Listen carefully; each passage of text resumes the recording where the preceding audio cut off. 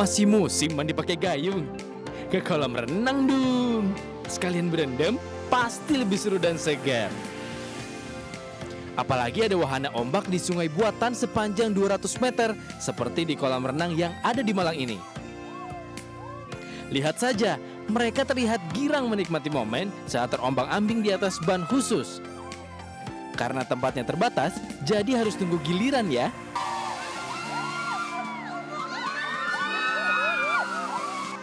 Dan biar nggak bosen saat menunggu antrean, pengunjung bisa mandi busa yang mirip hujan salju. Jika kurang seru, masih ada wahana tsunami buatan yang dijamin membuat kalian terhempas ombak hingga beberapa meter. Berat sih, soalnya airnya masuk ke hidung. Tsunami-nya kenceng banget.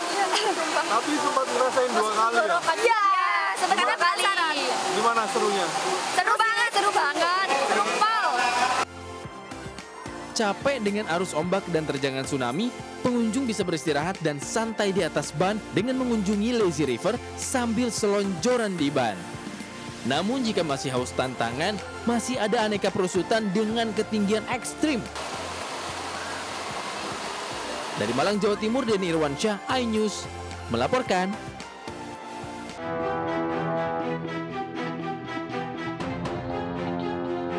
Dinas Penanaman Modal dan Pelayanan Terpadu Satu Pintu Kota Pontianak mengecek operasional dan perizinan tempat kebugaran usai insiden tewasnya seorang wanita yang jatuh dari lantai 3 saat tengah berolahraga.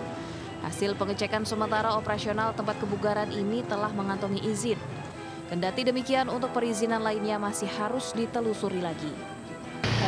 Kemungkinan kalaupun ini perizinannya sudah ada, kita minta persyaratan-persyaratan lain untuk lebih aman. Kita mungkin nanti akan mencari informasi lagi, bisa ketemu dengan ownernya untuk melihat secara langsung perizinan yang mereka miliki. Sementara itu, hasil olah tempat kejadian perkara menyebutkan bahwa posisi treadmill dengan jendela sangat dekat, yakni hanya berjarak 60 cm dan lebar jendela sebesar 90 cm. Polisi hingga kini masih menyelidiki terkait adanya unsur kelalaian dari pihak pengelola tempat kebugaran. Bahwa sudah pernah ada kejadian, namun tidak dirubah posisi dari treadmill itu yang menghadap ke jendela. Membelakangi jendela ya? Ya, tapi sampai sekarang masih membelakangi jendela yang notabene emang itu membahayakan. Sebelumnya korban yang tengah menggunakan alat treadmill di lantai 3 pusat kebugaran tiba-tiba terdorong ke belakang hingga akhirnya jatuh keluar jendela. Korban sempat dibawa ke Rumah Sakit Universitas Tanjung Pura Pontianak untuk diberikan pertolongan, namun nyawanya tidak tertolong. Dari Pontianak, Kalimantan Barat, Uun Yuniar, iNews melaporkan. Pemirsa, kita awal informasi hari ini terkait dengan seorang wanita muda yang terlibat kecelakaan nekat membawa kabur polisi karena tidak mau diamankan ke kantor polisi. Bahkan setelah dibawa ke kantor polisi, wanita tersebut sempat berada di dalam mobil selama lebih dari 24 jam.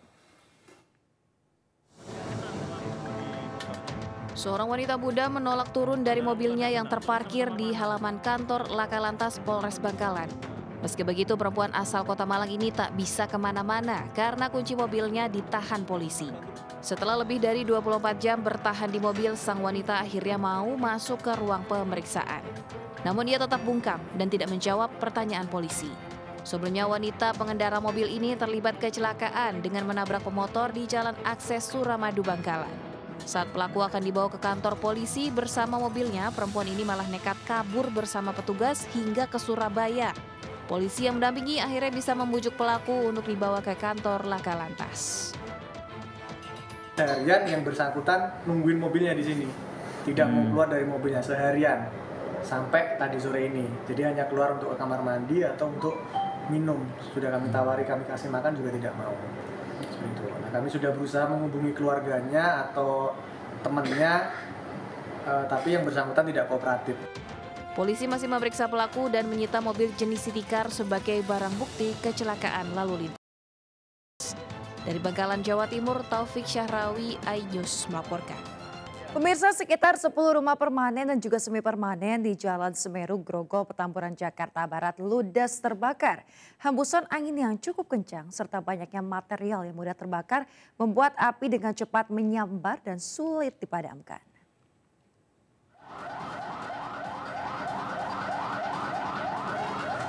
Kebakaran hebat yang melanda pemukiman penduduk di Jalan Semeru, Grogol, Petamburan, Jakarta Barat membuat petugas harus bekerja keras agar api tak lagi merembet ke bangunan lain. Proses pemadaman terkendala dengan hembusan angin yang cukup kencang sehingga kobaran api dengan cepat membesar dan merambat ke seluruh bangunan permanen dan semi permanen yang berada di RT 4 RW 10. Selain menghanguskan rumah, kobaran api juga merembet ke jembatan penyeberangan orang yang tak jauh dari lokasi kejadian. Menurut Ketua RW yang rumahnya juga turut terbakar, api pertama kali muncul dari salah satu rumah warga. Api kemudian membesar lantaran banyaknya material bangunan yang terbuat dari kayu sehingga api dengan mudah merambat ke bangunan lain. Kan emang rumahnya bangunannya pakai kayu semua situ. Nah, terus kita udah nggak berdaya begitu keluar api udah gede. Kurang dari setengah jam, kobaran api berhasil dipadamkan setelah 14 unit mobil pemadam dikerahkan ke lokasi kebakaran. Tidak ada korban jiwa dan belum diketahui penyebab kobaran api ini. Dari Jakarta, Miftahul Gani melaporkan. Pemirsa, sejumlah aset klaster Rusun Marunda, Cilincing, Jakarta Utara yang kini sudah tidak lagi layak huni warga ini banyak dicuri. Aset-aset seperti jendela wastafel, besi dan juga kabel-kabel kini sudah hilang dari sejumlah kamar rusun.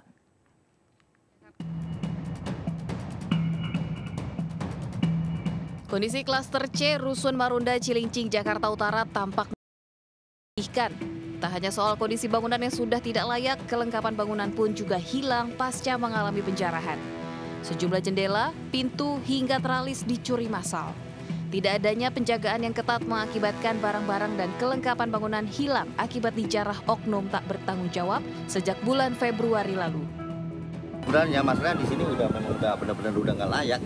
Apalagi ibaratnya semenjak kejadian robohnya gedung di C5, akhirnya kan kita semua kena imbasnya dan memang dari tes segi itu udah nggak layak sama sekali.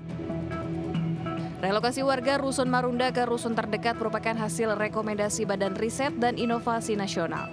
BRIN menyebut kondisi bangunan Rusun Marunda sudah tidak layak dan berpotensi membahayakan penghuni rusun. Meski sudah ditinggalkan penghuni dan kondisi bangunan tidak layak, PJ Gubernur Jakarta Heru Budi tidak berencana membongkar klaster C Rusun Nawa Marunda yang berstatus aset negara. Dari Jakarta, Sofyan Firdaus, iNews melaporkan. Pemirsa, dalam beberapa hari terakhir kualitas udara di kota Jakarta masuk di kategori tidak sehat dengan indeks kualitas udara ada di angka 168. Hal tersebut membuat Jakarta menjadi kota dengan kualitas udara terburuk sekaligus kota dengan tingkat polusi udara tertinggi nomor 2 di dunia. Dan berikut laporan Faisal Rinaldi bersama juru kamera Iriansyah. Ya pemirsa, akhir-akhir ini kualitas udara di kota Jakarta terus menjadi perbincangan hangat. Pasalnya memang kota Jakarta ini menjadi salah satu kota dengan tingkat polusi tertinggi di dunia. Menurut data yang kami dapatkan dari laman atau website pengukuran kualitas udara IQR bahwa pada hari ini indeks kualitas udara di kota Jakarta ada di angka 168. Artinya pemirsa, di angka tersebut memang kualitas udara di kota Jakarta masuk ke kategori tidak sehat. Dan dari laman IQR tersebut pula bahwa tercatat bahwa kota Jakarta ada di peringkat kedua dengan polusi tertinggi di dunia. Lantas komentar warga Jakarta seperti apa, kita tanyakan langsung saja pemirsa. Halo Bang, namanya siapa? Kenalan dulu. Nama saya Saiful Bahri. Bang Saiful, ini Jakarta menjadi tingkat polusi tertinggi nomor 2 di dunia. Komentarnya gimana Bang? Ini saya memprihatinkan. Kota Jakarta emang kota besar, kota bagus. Tapi sayangnya debu berkeliaran. Yang Abang rasakan gimana sih Bang? Apa ada keluhan-keluhan Bang? Ya ini membuat sesak napas, jadi masuk ke udara itu, jadi membuat tidak baik lah. Baik, terima kasih Bang, jaga kesehatan selalu ya Bang. Ya pemirsa, memang ada beberapa himbauan yang perlu diperhatikan masyarakat di tengah udara kotor atau udara buruk pada saat ini. Di antaranya adalah memakai masker, kemudian juga menghindari aktivitas outdoor dan juga jangan lupa untuk menutup jendela rumah agar udara yang kotor ini tidak masuk ke rumah Anda. Dari Jakarta, Faisal Rinaldi, Iriansyah, iNews melaporkan. Nekat merampas ponsel milik seorang wanita, oknum satpam sebuah perusahaan BUMN di Kabupaten Lampung Timur, Lampung diringkus oleh polisi.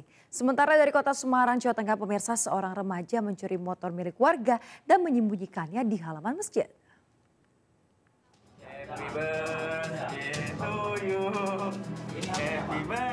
Sambil dilantunkan lagu Selamat Ulang Tahun, tersangka perampasan ponsel ini diringkus aparat Polres Lampung Timur tanpa perlawanan. Oknum Satpam perusahaan BUMN ini ditangkap berdasarkan hasil penyelidikan polisi terhadap 2 laporan warga korban perampasan di wilayah Kecamatan Labuhan Maringgai. Selain oknum Satpam, polisi juga meringkus tersangka lain dan keduanya langsung digelandang ke kantor polisi untuk menjalani pemeriksaan. Pencurian motor di sebuah toko konter HP di Jalan Erlangga, Kota Semarang, Jawa Tengah terekam CCTV. Uniknya motor curian dibawa pelaku menuju parkiran masjid yang berjarak 2 km dari lokasi pencurian. Naas saat hendak mengambil motor curiannya di area masjid, pelaku diringkus polisi. Sebuah foto berisikan wajah 15 personel Polrestabes Medan yang menyandang status DPO beredar luas di media sosial. Terkait hal ini, Polda Sumatera Utara memastikan jika ke-15 DPO sudah dipecat dalam rentang waktu tahun 2020 hingga 2024 dengan status disersi atau indisiplinar. Tindak pidana yang dilakukan terhadap ke-15 DPO juga terjadi setelah adanya putusan sidang pemecatan. Kini kita ke informasi yang bikin lapar pemirsa. Bagi Anda pecinta makanan pedas wajib mencoba menu mangut hidangan khas Yogyakarta. Dan kali ini rekan Giseliana Nur Rahma akan ulas kelezatan mangut dalam segmen Foodiegram.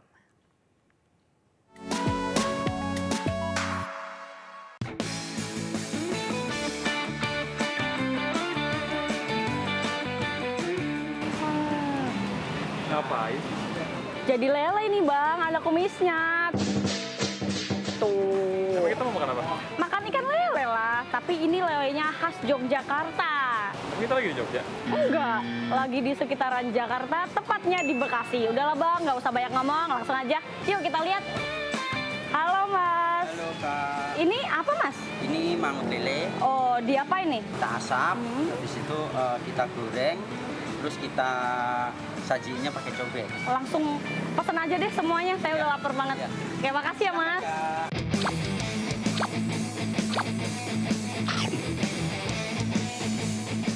Wah, sahabat makan, ini makanannya udah dateng. Ada mangut lele, mangut ikan nila, dan mangut babat. Kita makan mangut lelenya dulu. Lihat.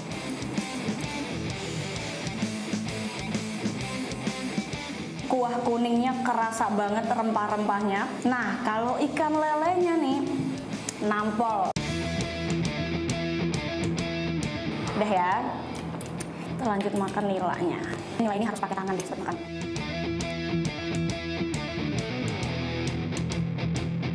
Tuh lihat tuh. Ini ikan nilanya gede banget, semuka tuh.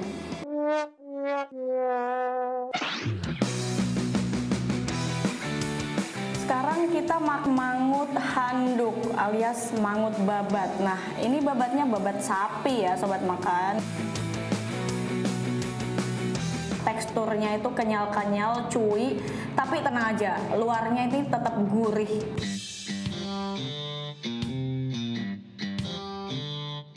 Sobat makan, jujur semua menu mangut di sini rasanya enak, gurih, dan pedesnya itu gitu. Bentar. Maksudnya gimana? Teng gitu, melek, bikin melek. Jadi nih buat sobat makan yang mau nyoba bisa langsung datang ke resto yang ada di Grand Galaxy Kota Bekasi. Saya Giseliana Nur Rahma dan juru kamera Oki Mahendra. Sampai jumpa. Wah. Lele apa yang bisa terbang? Apa ya? Lele lawar. Aduh. Kegigit bang. Ini ambil. Nah, katanya udah kenyang tapi ngambil gimana sih? Pemirsa, hari terakhir melontar jumroh, suasana Mina jauh dari keramaian dan juga desak-desakan antar jemaah. Sekitar 77% jemaah haji Indonesia memilih nafar awal dan meninggalkan Mina pada 12 Zulhijjah atau Rabu kemarin. Suasana jamarat lengang di hari terakhir nafar Tsani, ketiga jamaah mabit 3 malam di Mina dan keluar pada 13 Zulhijjah. Para jemaah haji lebih leluasa saat melontar jumroh. Rombongan petugas kebersihan pun mulai membersihkan kawasan Jamarat secara berkelompok atau menggunakan truk penyapu jalan. Sementara itu, tenda tempat jemaah haji Indonesia menginap menjadi lebih sepi. Hanya sekitar 33% jemaah yang memilih nafar tsani. Sementara 77% jemaah lainnya memilih nafar awal dan kembali ke hotel di Mekah lebih dulu pada 12 Zulhijjah Rabu kemarin.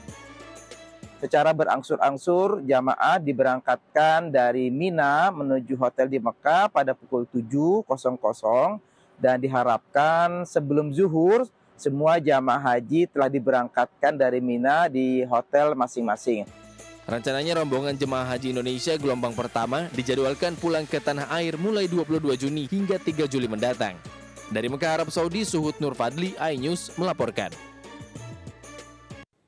Kita ke informasi wisata, pemirsa. Di Kabupaten Karanganyar ada wisata air terjun yang menjadi destinasi idola baru dengan menawarkan keindahan air terjun setinggi 37 meter. Bonusnya ada udara yang sejuk dan sungai dengan air jernih yang bisa dinikmati sambil naik ke Ranjang Sultan.